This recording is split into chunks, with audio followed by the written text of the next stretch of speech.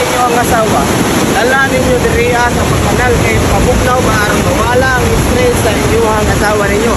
Sama ni, ioban ako karon ang ako ang tulog asawa karon diriya napita sa Aliwakwag Falls. Nakita ninyo no? Kung unsa kanindot ang Aliwakwag Falls dring dapita, grabe ka peaceful gyud in town. Nature jud kayo diriya. Bugnaw kay diri nga area in town. Ya ano diriya pwede kini maliguan diriya. The best kay liguan diriya ano.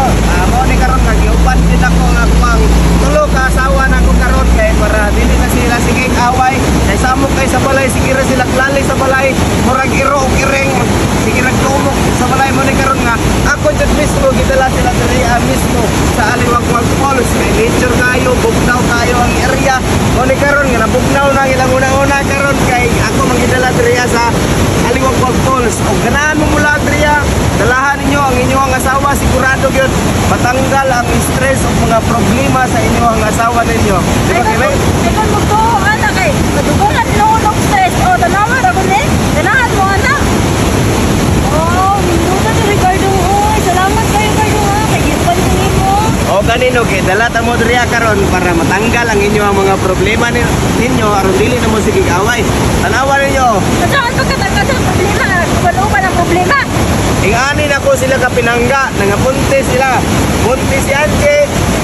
Buntis po niya nga ako single mom. Kani si Kimi, bago rin ng anak ni. Buntis po niya. Another buntis na po ni si Kimi karon. Mao ni nga, ikaduha na akong anak ni Kimi no. Bali, buntis, bago na buntis si Kimi. Yung si Angie po, buntis po niya. Mao ni, inanan ako sila kalab. Idalagin ako sila diriya.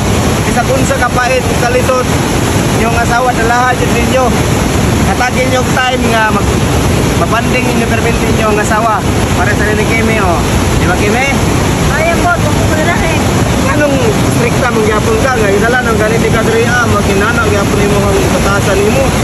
Kabalo, bitaw ka ukon tayo nakasapit sa kuha. Hindi, wala pa din nimo.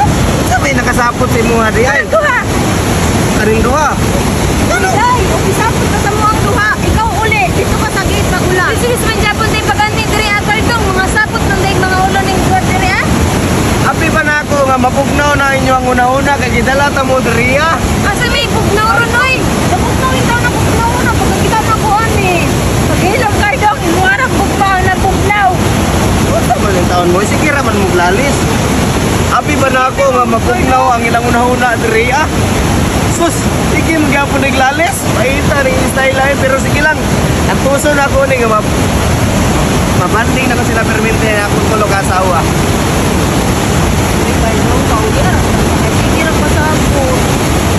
Kabalo na ko nganong kabalo ko nganong ipasapot mo karon tulo. Alangan dili ko sa puto nga dagan kayo pagiya si mga alo. Ay stila noy. Dili pa ka ana nga tulo mo ka buok ang puli-pulihan. Lagyan ko kanaan gusto na ako lang ang makapagiya si mga alo. Padalo ko nimo anang alo ni Cardong Dayoy. Dapat pa-share lang good mo. Schedule taon ninyo ba sulod?